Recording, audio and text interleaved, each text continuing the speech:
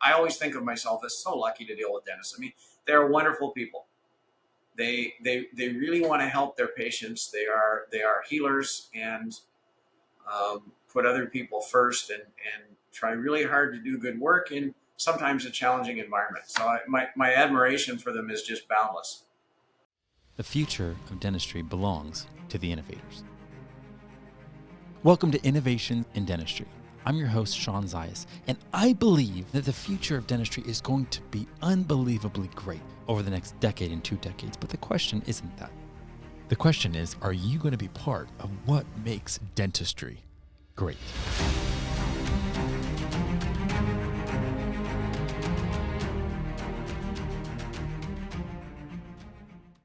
So I couldn't be more excited today to have the chance to get to interview David Harris of Prosperident. Hopefully I'm saying that right.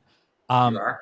Before we dive into everything and I set you up, let me just say thank you so much for letting me interview you today. Oh, Sean, it's a pleasure to be with you. I'm really glad to get to know you a little better. Okay, so David, innovation in dentistry could mean so many different things. And the way the innovation plays out, it typically plays out in dentistry with either clinical innovation or technological innovation. But what I'm fascinated in is what is it that gets an individual to just feel like they have that permission to say, why not me? Like, why can't I stand up and lead? Why can't I start a consulting company or a coaching company or a software company? Because I've met so many dental professionals, dentists, hygienists, and the like, that love what they're doing in the op. But there's also something else inside of them that, whether it's a passion or a calling, that there's more. So I'm curious, because where you've arrived as CEO of Prosperident and the value that you provide, I'm curious just about your story, into serving dentistry, but even into, doing what you're doing with embezzlement. Like, I have no idea how you arrived where you're at. So I'd love to hear a little bit about that. Absolutely. And totally accidental. People come to me sometimes and they say, so you must have had a vision, you had a business plan, you saw an opportunity and you went after it. No, it came after me. My working life started a little inauspiciously, Sean. I have the distinction of being kicked out of high school. And started to, like what all grade? 15-year-olds. What grade? I need to know. How old? I was 15. I was a couple of months into my sophomore year. And my parents kind of got the eviction notice. So you're 15 years old, you have time on your hands, you don't make good decisions. And I didn't. And pretty soon the police were showing up at my parents' house pretty regularly. And eventually I got put in front of a judge. And he kind of looked me up and down. And he said to me, green or orange? Of course, I had no idea what he was talking about. And my face probably reflected that. And he read my look and he said, Mr. Harris, I'm giving you a choice. And the choice is what you wear next week. And now it kind of occurred to me. Orange is what you wear in prison. And of course, green is the color of the Army. So I chose green. Went better with my complexion. And I just didn't really like the thought of that prison jumpsuit. And to put it into context, this was 1977, so right after the end of the Vietnam War, not a time when a whole lot of people wanted to sign up. And the recruiters were happy to see me, even though I was a little underage. In fact, the recruiting sergeant helpfully went out for a smoke and left the photocopier attended just about the time I had to hand over my birth certificate. And away I went. And to everybody's surprise, including mine, I fit in. It worked well. They ended up educating me. When I left the military, I had a college degree and went out into the world. And I worked for a bank for a few years. I was an investigator there. I got very frustrated one day and quit.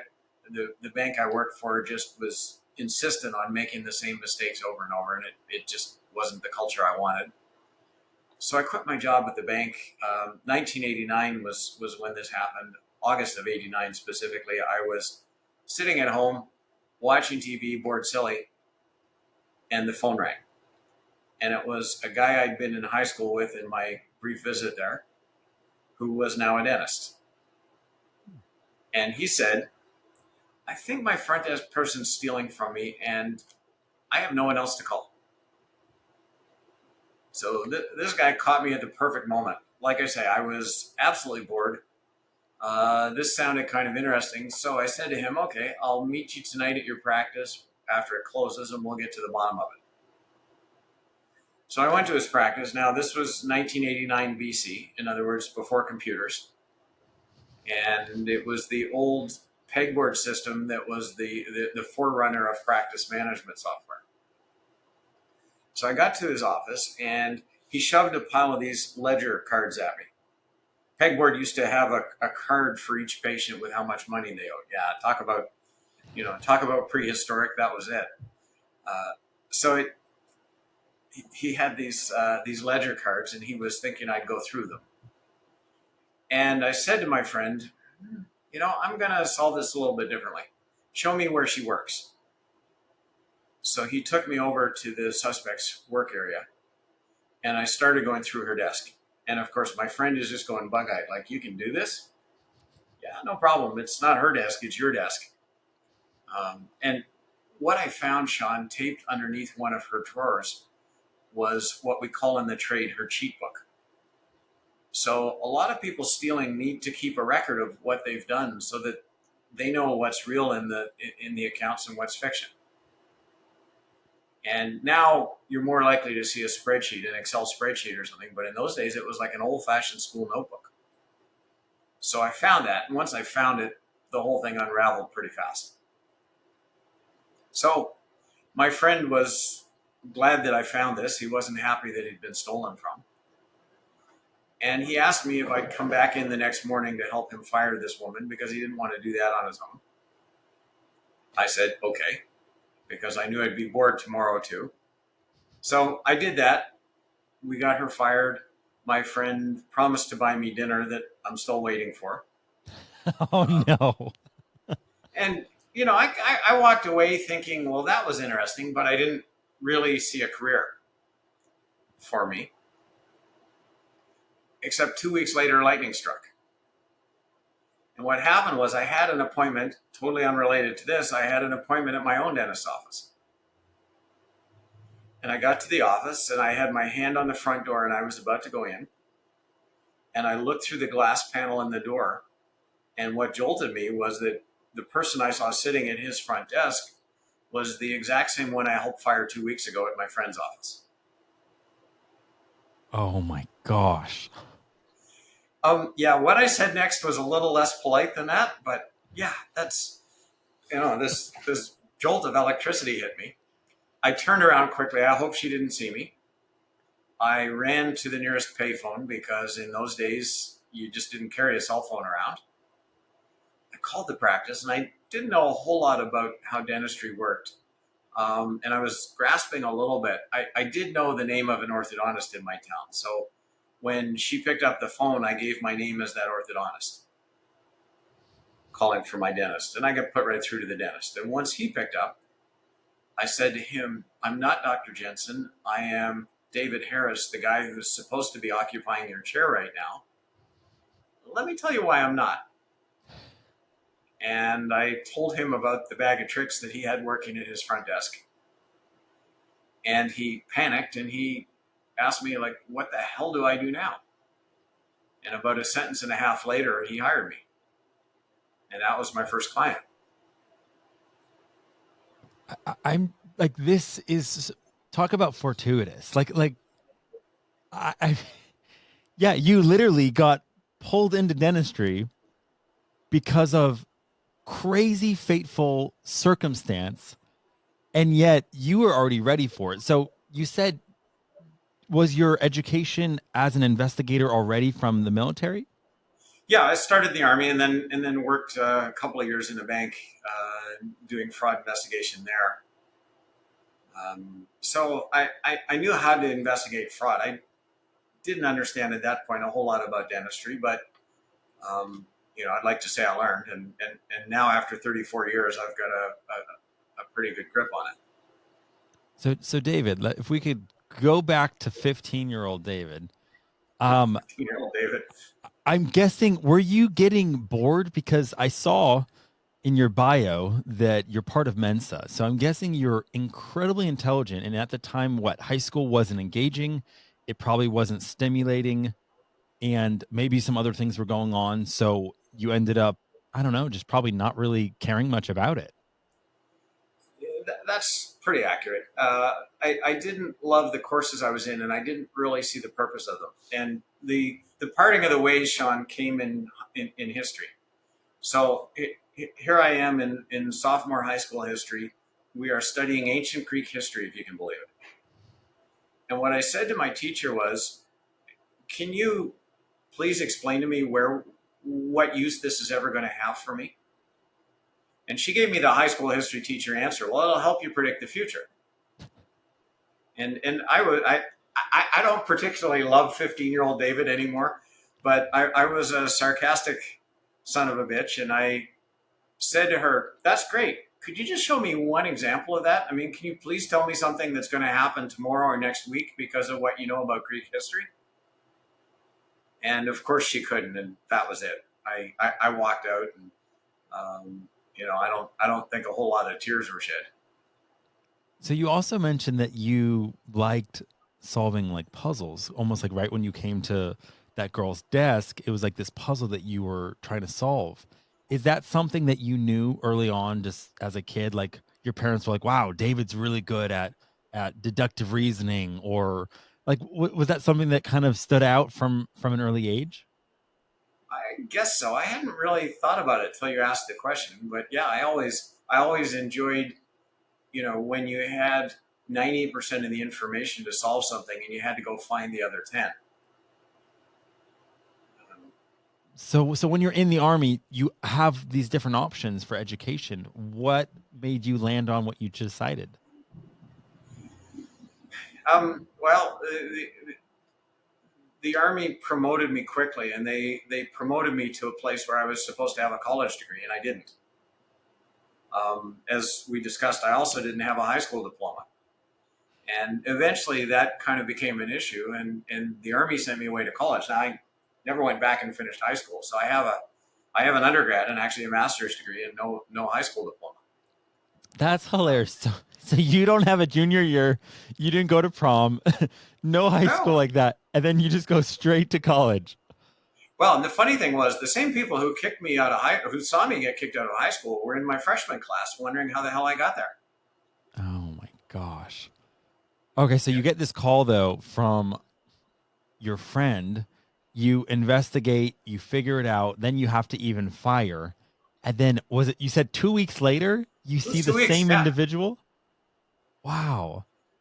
I'm even wondering how I'm guessing the dentist this is like a big like it's almost embarrassing on that dentist that hired her. Like maybe he didn't check references, I'm guessing, or was it different in 1989? It wasn't different at all. And dentists still do a terrible job of pre-employment screening. And of course, thieves know that. So if I have baggage and I want to get a job somewhere, I go to a dental office because I know that their pre-employment screening is deficient. And Wow. let me be specific. First of all, 70 million Americans, so that's 1 in 4 adults, has a criminal record. And yet the majority of dentists don't check for criminal records. You mentioned reference checks, and I'm gonna suggest a slight change in verbiage, because a lot of times when people talk about references, they're talking about character references, and it is not remotely important to me what somebody's parish priest or their high school science teacher think about them. Well, I know what my high school science teacher thinks about me, but that's a slightly different story. Um, the only people I want to talk to, and I think it's mandatory before you hire, is everybody who's been this person's employer for the last 5 years. Um, Bear in mind, Sean, that if somebody has baggage, they're going to do everything they can to prevent that call from happening. one of the things that we tell dentists, for example, is when you're hiring somebody, don't ever call any phone number they give you for a former employer. Go online, look it up, and call that number. Because we've seen more than a few cases where somebody has parked a disposable cell phone with their uncle and gotten their uncle to pretend to be the former employer and give a great reference. Wow. Yeah, people can be pretty creative. Can be creative. And what I'll say about the dental profession in general is that they're very bad with hidden agendas. First of all, dentists hate hiring. And I've been lecturing in a room of 300 dentists, and I've asked for a show of hands of how many of them enjoy hiring staff. Zero. So it's like any other job you really despise. My despised job is cleaning out the garage. And my happy time happens when I'm cleaning the garage and my 21-year-old son wanders by and he doesn't appear to have anything more important going on. Because I'll bring him into the garage and say, okay, you do that side. In other words, I look for a shortcut. Yep. And dentists who hate hiring sort of try to get it over with. And what that means is that a lot of things get skipped. Another one that I often talk about with deficient hiring is I can't get a job with Amazon delivering the crap people buy online without a drug test. And yet the norm in dentistry, probably 90% of dental offices don't drug test people on the way in the door. And it makes no sense. Dentists hold the keys to the pharmacy. Right. Wow. And Okay, I so see firsthand how much crime is driven by drugs. okay, so let's just back up a little bit. So you get hired by this person, by this dentist you're going to get dentistry done, but you don't end up. So did you end up going into the chair to get dentistry that day, or Not that day. No. No. He wanted me to investigate what she had done. Now she'd only been there 2 weeks. I mean, it was a pretty quick investigation. But by the time I finished it, the local rep from one of the dental supply companies realized what I was doing, and he had 2 other dentists who had problems, and that was kind of the way it got launched. but you don't know anything about starting a business at this point in time. You have now references. People are coming to you. What did this road look like for the next 6 months or a year did you incorporate right away? I went to see an attorney pretty fast, and he said, "Yeah, you should have a company." So that got set up, and after that, I needed a bank account, and all of the kind of trappings of business. I had none of it, but over the next few months, I built that, and for the next 4 or 5 years, I was kind of just doing this on my own and word of mouth, and kept me busy. The work environment really stank. In other words, back in the pre-computer days, you had to investigate on site. So the way it would work typically is I'd meet the doctor after hours. They would hand me a key and tell me what time in the morning I had to be gone. And you just sit there in the office and work all night. And yeah, that's what my life looked like for a little while. Now, was that Prosperident, or did Prosperident get morphed It wasn't. into? I didn't have a name then. I mean, there was no name for a while, and then somebody said to me, "Okay, you really need to name your business." And thought about it for a while, and didn't want to use anything with a name that had embezzlement in it, because sometimes you need to kind of be a little bit under people's radar. So with the help of a guy who was with me at the time, we came up with Prosperident, which was just a contraction for the words prosperity for dentists. Yeah. And it was kind of vanilla, which fit our needs. Once practices computerized, things changed a little bit. Once we had the ability to reach across the internet and get their data and work remotely, things changed a lot. And that's when that's when Prosperident really started growing. We're now up to, I think our current head count is 25 people. And we are dentistry only. We don't work with any other community. So 34 years, you get dragged into this. You learn along the way. What was there ever a time where you were like, I'm great at the specifics of it, but I don't actually know how to either lead or run a business? Like, was there ever this imposter syndrome that came like, wow, David, you're in over your head? Or was this something that you were ready to handle? Um, it grew slowly. Like everybody else on the planet, I've probably suffered from imposter syndrome once or twice. And I can remember the first time I was speaking to a really big audience, like 400 people, and you go through those questions like, is the zipper to my fly open, and uh, I really should have got my hair cut last week and things like that. You go through that, but no, for the most part, it's been pretty comfortable, and I've had good people around me. I've got a really good management team who work with me, and anytime I'm not absolutely sure which direction I should point the compass next, they're there with me to help.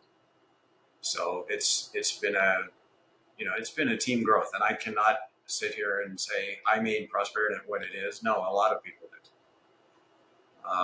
We've got some absolutely dynamite investigators. We have 18 investigators, and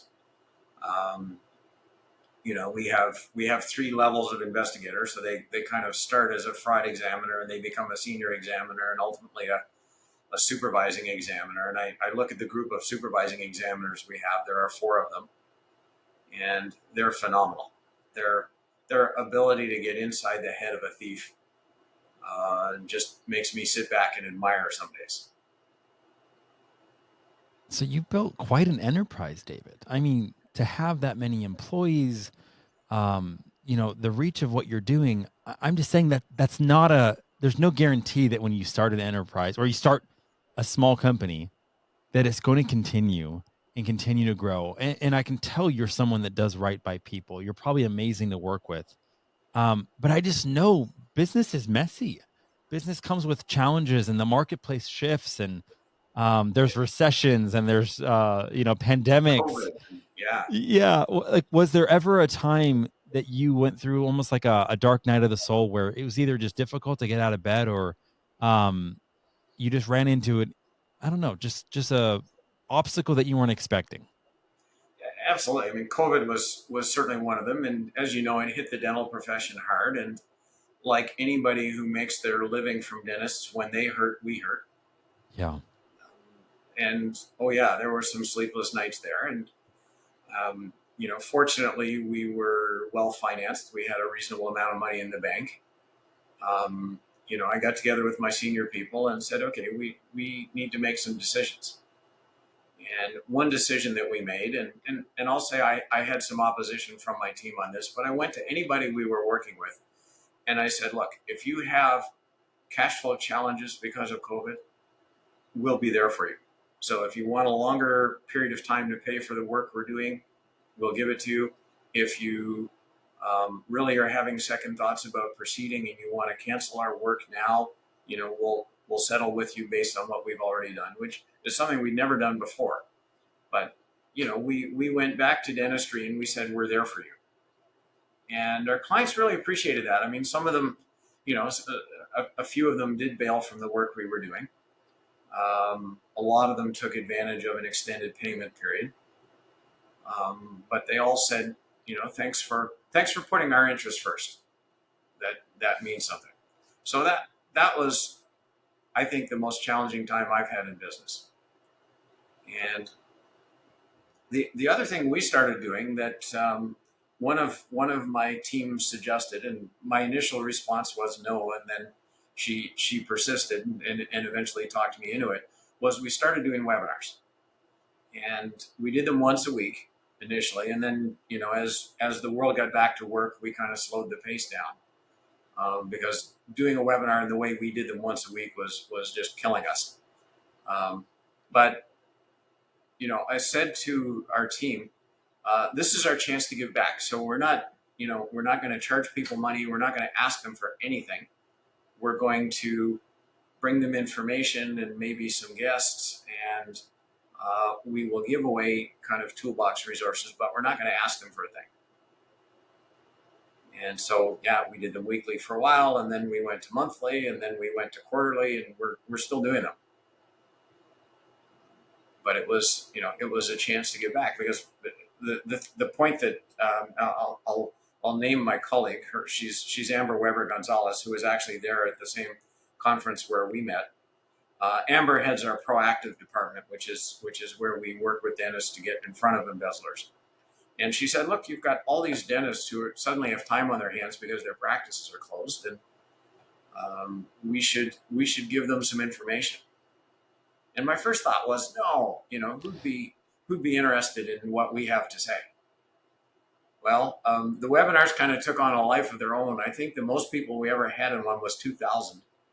Oh my gosh, that's yeah, that's unheard of. 2013 was our maximum registration.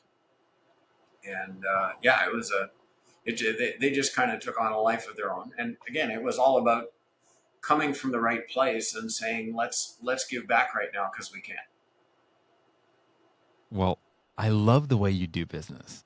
Thank you. Looking at the 34 years in this journey, like I said, I see a lot of businesses that can be a one-man show. They can be a small team of 3 to 5. But scaling to that next place, it's not a certainty. So what could you name, like a mindset that either you had to embrace or a mindset that you had to shed in order to get to where you're at today? Absolutely. One of the big things is I had to let go of being an investigator. I had to move from, and it's one of those old cliches, working in the business to working on the business.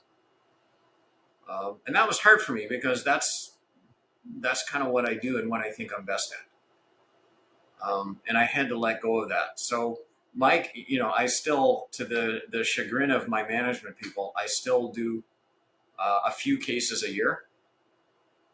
But, my caseload is about 1/10 of what our busy investigators will handle. Wow. So that was hard for me. And the cases I do are ones now that are really, there's something about them that makes me better set up to handle them than anybody else. And fortunately, I don't see a lot of those cases because, as I said, I've got some amazing investigators. We all get together as a group every 2 years. We just had our meeting 2 weeks ago, and this is where, we meet for 2 days, and the whole goal of that 2 days is to advance the science of what we're doing. And I sit back and I watch. So this time we were thinking about things like, for example, how can AI impact what we do? And one of my team was, one of my senior people was leading that session, for example. And I just sat back and looked because his depth of thought on it was way more than mine ever would have been. And we had another of our senior people do a case presentation. So he was talking about a case he worked in where it was 3 owners of a practice, and one of the owners was stealing from the other 2. And, it was the first time this guy had that kind of case, and he kind of took everybody else through his thought process. And it was fabulous. Like it was such a good presentation. So like, I'm curious even just about, with neuroscience and all the advancements, like you said, with AI, does intuition even play a role in investigation? Like, is there a place for that? To a point. One of the things that I had to do as I scaled upward was start with something that was basically a black art and move it to something that was replicatable. So our principle is very simple. If one of our investigators did an investigation and another one did the same investigation, they should get the same conclusion via the same results. So we've had, because when I started, yeah, you were kind of like the pinball wizard. You played by intuition, and that that can't be the way you do it in a bigger enterprise. So we had to get our process into a series of steps that people could follow that would lead them to similar conclusions. And but having said that, what I always say is what differentiates the great investigators from the average ones is that the great ones construct a hypothesis. In other words, they sit there and say, all right, if I were this person in this situation, how would I steal? And the great investigators will come up with an answer, and then they'll go after that first. The average investigator will have 25 steps they have to perform, and they'll start at A and they'll end at Y. And they'll do A, then B, then C. The really gifted ones will say, no, in this case, I should start at L. And they'll get to A and B and C, but they'll kind of go where they think the buried treasure is first, and then then look around at the rest of the yard to see what they find.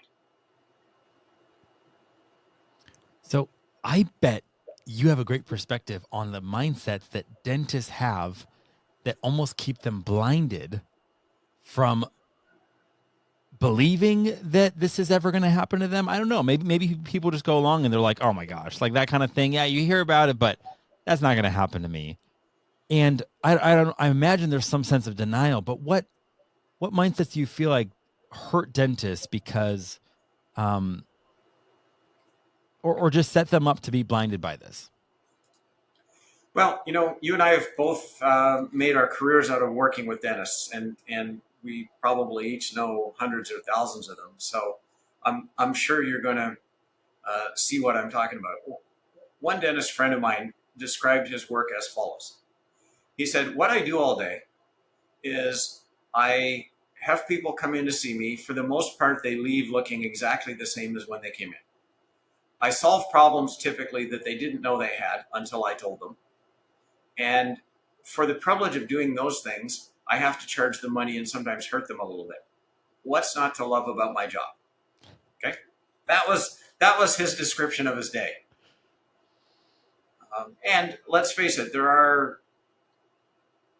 are parts of dentistry where life is a little bit different. If you're an orthodontist, for example, every orthodontist gets that wow moment when people get to, when people get debonded and they see how they really look and they love it.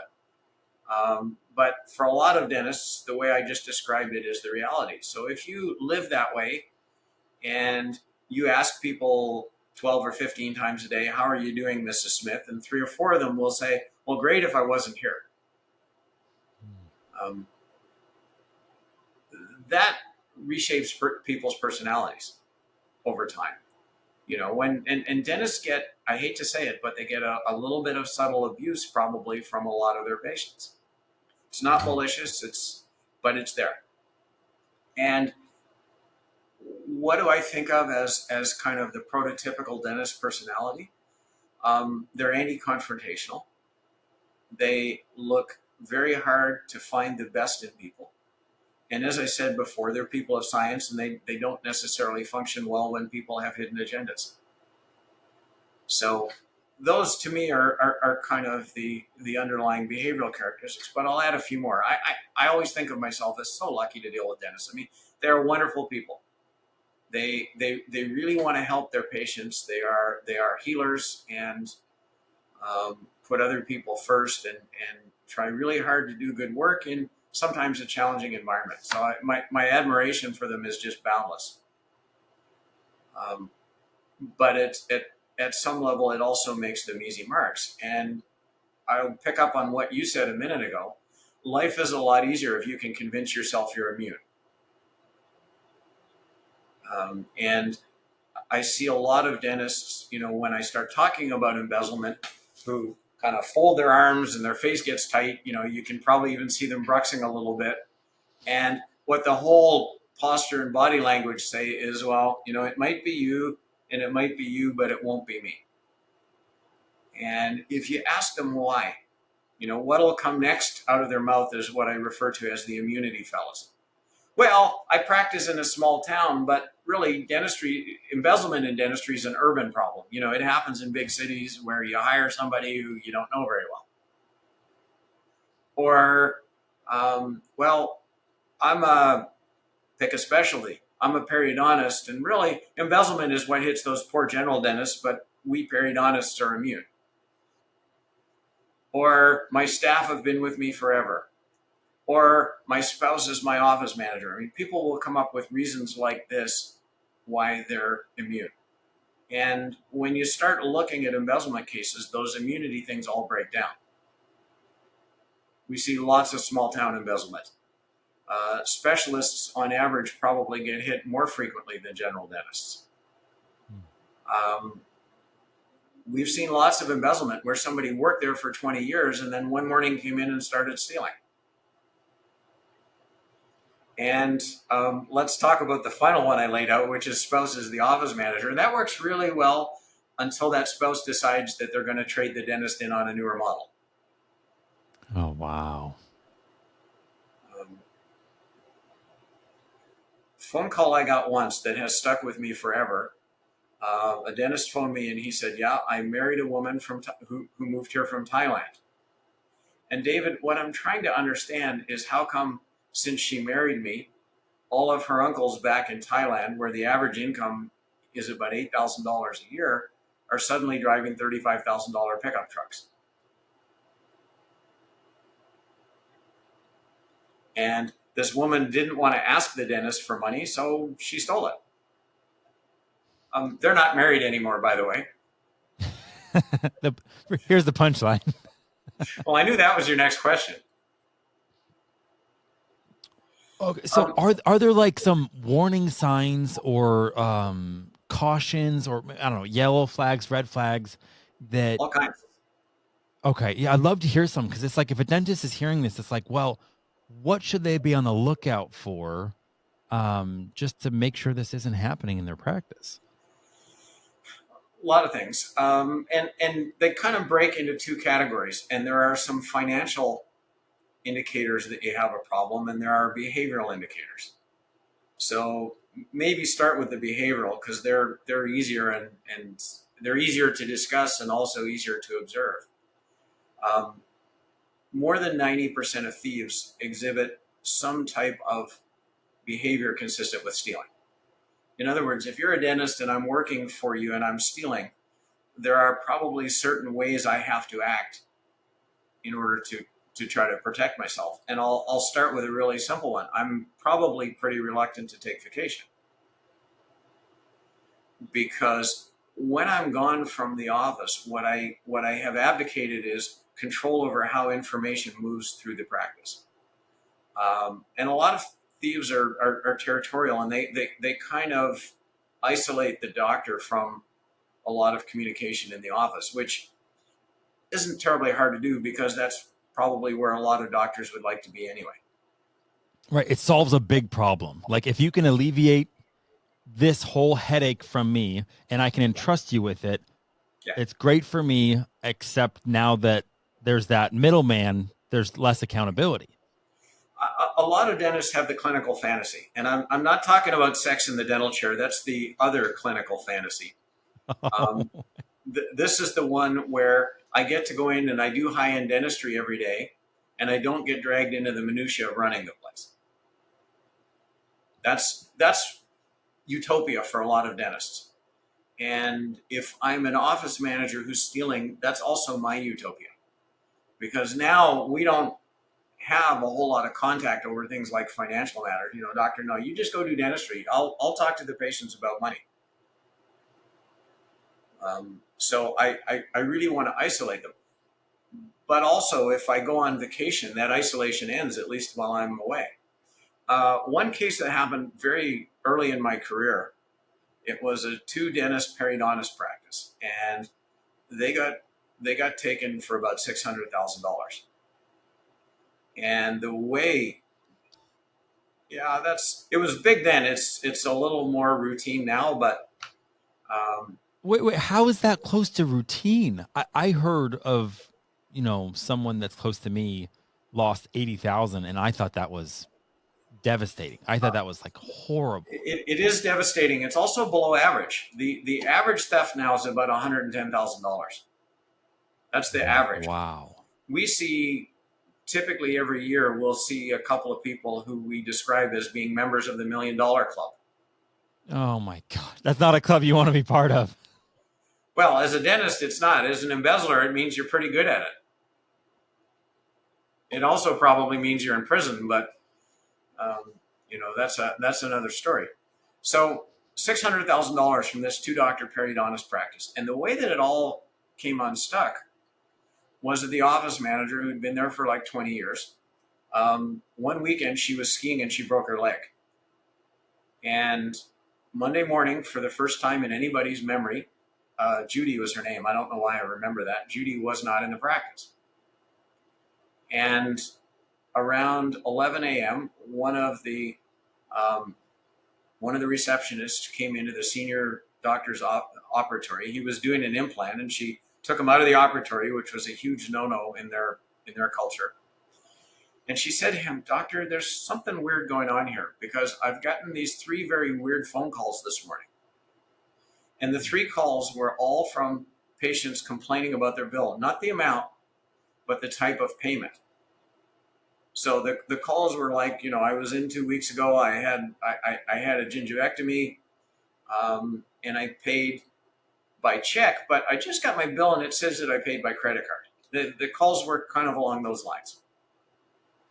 And had Judy been there like she was every other Monday morning, those calls would have gone to Judy, and Judy would have said something that would have made the patients just kind of go away. But with Judy gone, they went to somebody else, and that was the person who rang the alarm with the doctor. And the doctor listened to the receptionist for about 3 minutes, and then he called me.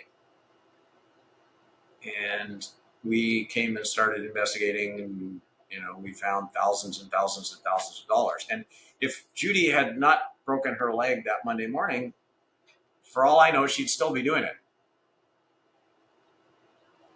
So I'm just shocked that that's like day one of the person not being in control, and all of a sudden immediately something's off. That is exactly what happened. So if I'm a thief, I don't want to take vacation. The other thing we know about thieves is that they like to be alone when they steal. Partly it's about not being observed, but the other part is it's concentration, and it's hard to generate that amount of concentration when the phone's ringing and you got patients moving around the office and staff and everything else. So a lot of thieves will plan their lives so that they get some alone time. And they arrive before everybody else in the morning, or they stay late, or they kind of make a quiet visit to the office on the weekend. Territoriality. So I mentioned kind of isolating the doctor from patient discussions. That's part of it, but it goes a lot further than that. It also extends to, I guard my duties pretty carefully. I probably don't want to cross-train anybody else to do any part of my job. It might even extend to somebody's workspace and their computer. I got a call a little while ago from a dentist, and she said, "Yeah, my office manager was at lunch. We had an extra person in. I had nowhere else to put them, so I put them at the office manager's desk. And she came back from lunch and she lost it. Do you think there's anything suspicious about that?" And I said, "Well, yeah.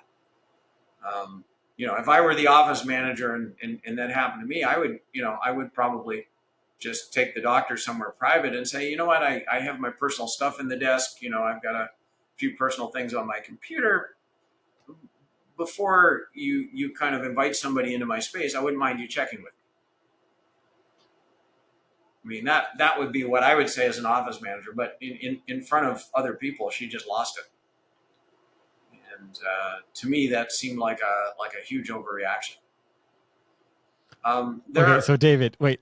I'm just so curious. So if you're speaking and you're at an event and you're sharing, and people maybe didn't go to this event just to find out if they're getting embezzled, do you see the eyes in the audience when all of a sudden they start like oh my gosh, like I'm sure you've seen that look of like where they go white or something, and it's like, oh my gosh, I think this is happening to me. I'm a very interactive presenter. I mean, I always am locked onto my audience's eyes and kind of watching facial expressions and stuff. And yes, you can absolutely tell when somebody's wishing there was an Ativan dispenser in the room somewhere. They're like going over the checklist, and they're just in their mind being like, oh my gosh, 6 out of 7 of those. Like that's Susie in my practice, or that's Mark. Like that's Yeah. probably the worst thing. And I'm sure there's a measure of willful denial, just because it's got to be a mess. I mean, what's the typical life cycle of when someone hires you to all of a sudden things legally getting wrapped up? Because I'm sure discovering it's one thing, but then all of a sudden there's the whole legal mess that ensues afterwards, right? It can take years.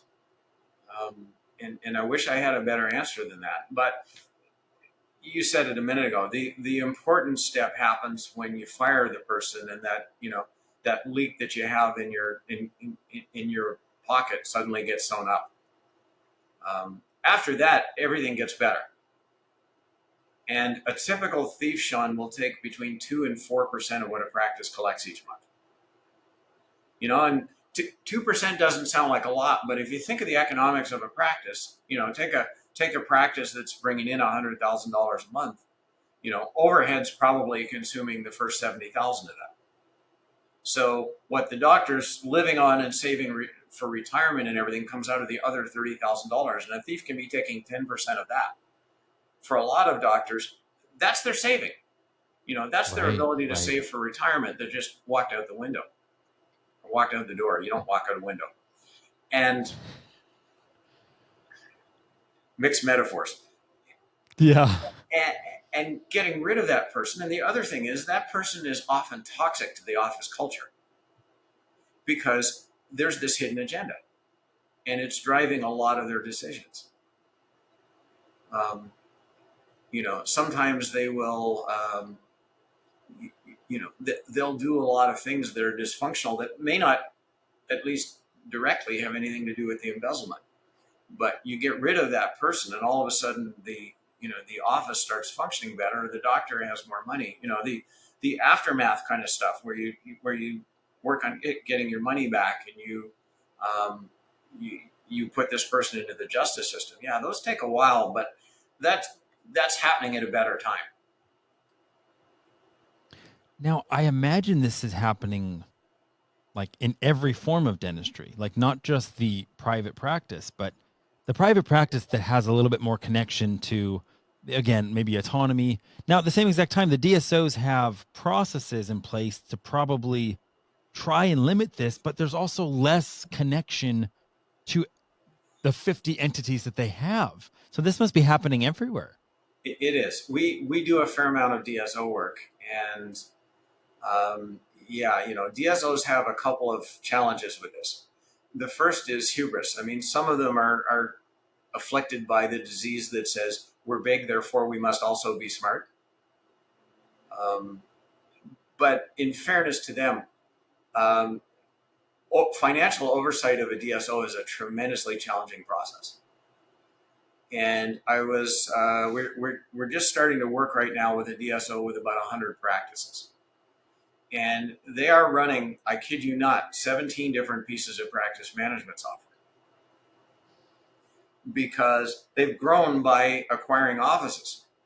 And their policy, and I understand why they're doing it, their policy is when we affiliate with a practice, we're already going to have some challenges in holding on to the staff and keeping everything functioning. And the last thing we want to do is say to them, oh, and good news, by the way, you have to learn a new piece of practice management software. So they've left the software exactly where it was when they affiliated. Beyond that, they've also basically left the control systems in each office as they were. So picture an office that a doctor owns, which means that they're keeping some kind of eye on it. And then they affiliate with a DSO. And one of the reasons a doctor affiliates in the first place is because they want to get out of the running of the practice and they want to become a pure clinician. So the doctor who owned the practice mentally checks out of, of the administration. So you have a set of systems that were there that the DSO is counting on to still function, and the doctors kind of abdicated. And that's what you have. Then you have regional managers who, in a lot of DSOs, don't necessarily come from dentistry. There are some DSOs that like hiring from retail because they bring a customer service focus, and that's great. But they don't necessarily have the ability to dissect what an individual office is doing.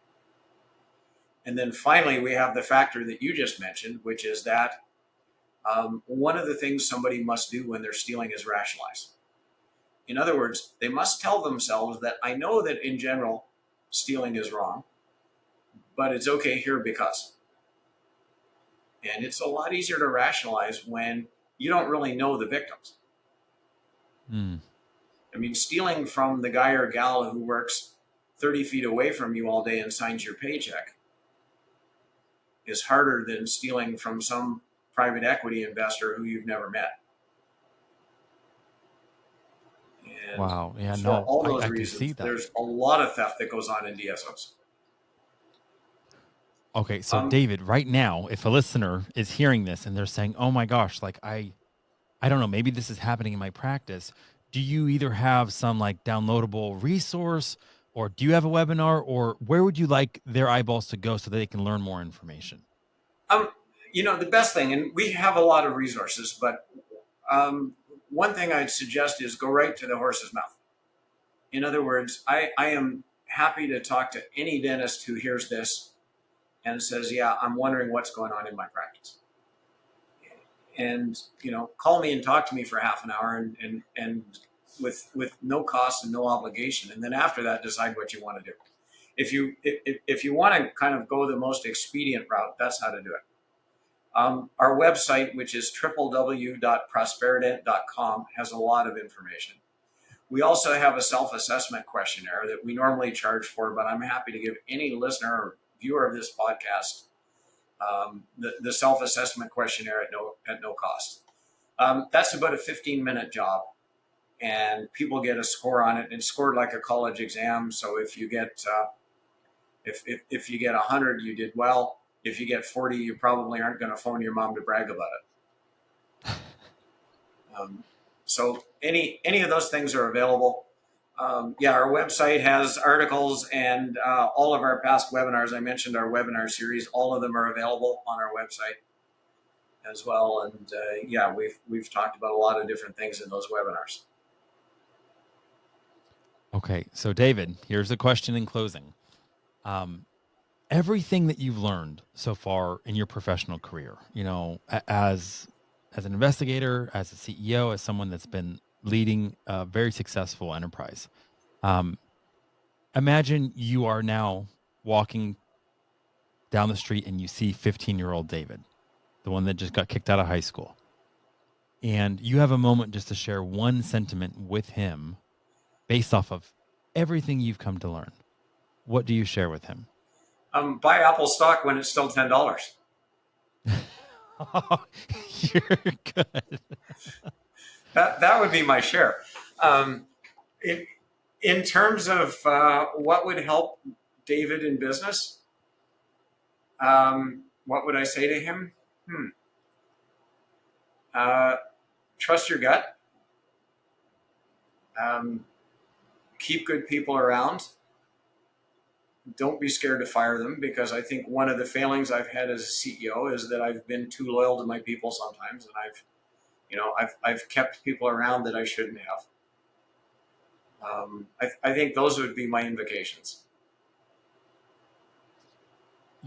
David, thank you so much. This is kind of a topic like on the dark side of dentistry. It's something that people probably don't mind learning about from afar. Okay, the statistics, okay, I don't want to hear too much about it. But the second it becomes upfront and personal, there's so much reassurance to know that there's companies like yours. What Prosperident has been doing the last 34 years is there's no way to say the value, because again, I had a close friend that went through a situation just like this, and the way that it messed with their identity, second guessing, man, who can I trust? How come I didn't see it earlier? The way that it even messed with the culture, it is so challenging. And to know that, again, there's a company like yours that is trusted, that they can walk through and get just that expert take on it and just get that help. Like, it's amazing. I love what you're doing. I love what you're doing in dentistry. And just thank you so much for letting me interview you today. Thank you. It's been a pleasure, and I've had fun talking to you. Awesome. Hey, thank you so much, David. Thanks for listening, and be sure to follow so you never miss an episode. To learn more about what's going on in dentistry, check out innovationindentistry.com.